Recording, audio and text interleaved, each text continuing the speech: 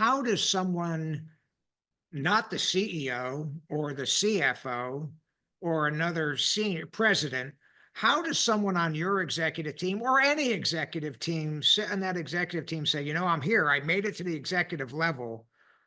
What do I need to do to go to the next level? How do I distinguish myself so that when there is another opportunity for the chief marketing officer or, you know, the president, that my name is at the table being discussed?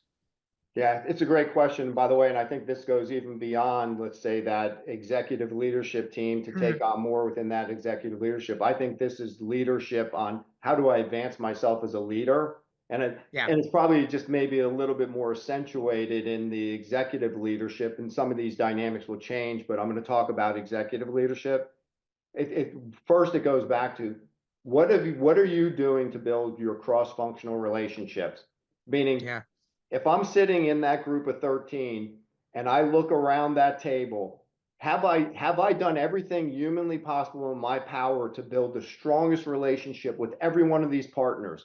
Because some of them I interface with on a more regular basis, but the bottom line is my success, if I am to take on more, is dependent upon each and every one of them more and more or in different situations. So what have I done to build those cross-functional relationships and partnerships? It's the old adage of, I guess, succession worked when it's not a surprise to everybody, right?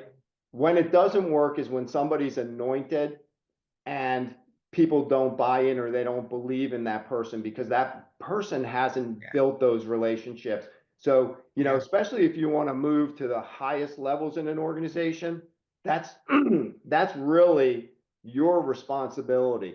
I also think, what are you doing to invest in yourself, right? What are you reading? What are you reading about business? What are you reading about leadership? Who are you mentoring throughout the firm, right? Mentorship to me is not just yeah, about your direct chain of command. Who am I spending time with in other pockets of the firm and helping them become a better leader, right? And yeah, investing in those types of things. What are you doing to bring creative ideas to the table, right? It's one thing to be a leader and somebody gives you the play to execute, and now you have to just go out and execute it. But what new thoughts, creative ideas, and concepts are you bringing to the table to challenge the firm, right? And that doesn't just come out of a brainy idea. You got to have facts and substance behind it. So, I'm not real big on people just bringing concepts. It's give me some meat behind it because I want to know that somebody has thought through unintended consequences, that somebody has thought through the ripple effect of things. It's easy to come up with a big idea, but operationalizing those ideas is where the rubber hits the road and the heavy lifting. Have you put any thought into how would you operationalize that? And has it thought through? Who have you socialized with so that you can now continue to formulate and shape and get the rough edges off of it because you have others' input? And it's really, do you keep a cool head? And what I mean by that is not ever overreacting to anything, being even keeled, because that's the other thing yeah, that people are looking for, especially in executive leadership. Hey, things can get on fire or whatever else, but it's not going to be the end of the world. We'll work through it. We've been there before. So I'm always looking for that in senior leaders as people take on more. Are they even keeled?